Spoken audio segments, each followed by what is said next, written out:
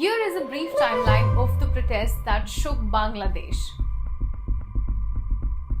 Prime Minister Sheikh Hasina makes her first public appearance since the army's deployment. She visits a damaged metro rail station.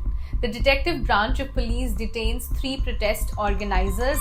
The BNP calls for national unity and the government's ouster. Hasina also visits Dhaka Medical College Hospital, marking her second public appearance after the curfew announcement. The UN calls for an end to the crackdown and full restoration of internet services. On July 27th, block raids continue targeting protesters, mostly students. The DB detains 2 more quota protest organizers. 14 foreign missions urge the government to hold law enforcers accountable for any wrongdoings. Hasina visits Pongu Hospital and states that the violence aims to cripple the economy. Next, on July 28th, the nationwide crackdown intensifies with over 213,000 people accused in more than 200 cases in Dhaka alone. Mobile internet is partially restored, but social media remains blocked. 6 detained organizers are seen having a meal with DB chief, and they later read a statement lifting the movement. Outside, a faction of organizers vow to continue the protest. The government announces the death toll for the first time, setting it at 147. On July 29, protesters take to the streets again in some districts, facing police obstructions and numerous detentions. The government announces plans to ban Jamaat Shibir. The High Court rebukes the DB for its handling of the 6 detained organizers, including sharing a photograph of their meal on social media. Next, on July 30, students and teachers of JU hold a silent procession. Teachers from several universities hold rallies, and guardians protest the deaths of children facing police obstruction. Eminent citizens blame the government for the loss of lives. Hasina says the government will seek foreign help for a judicial probe and announces nationwide mourning for the next day. The police crackdown continues.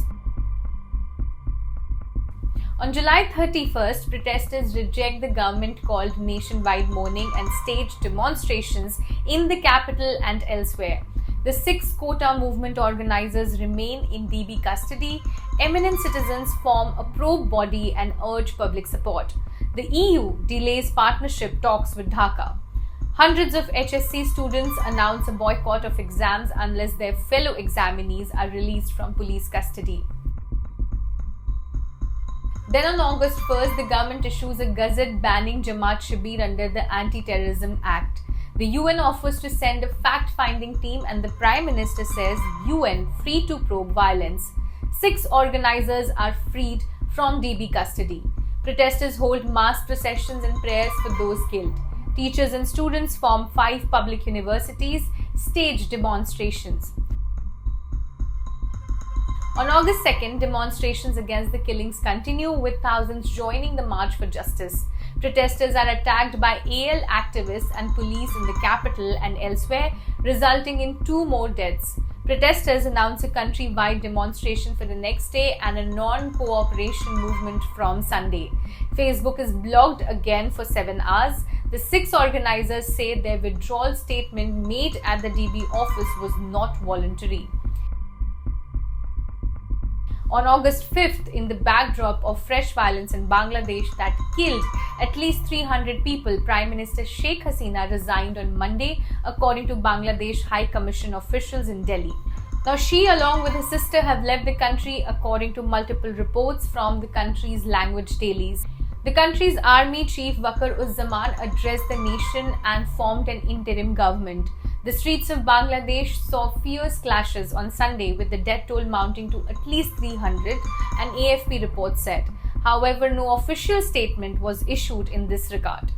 For more updates, keep watching the Indian Express.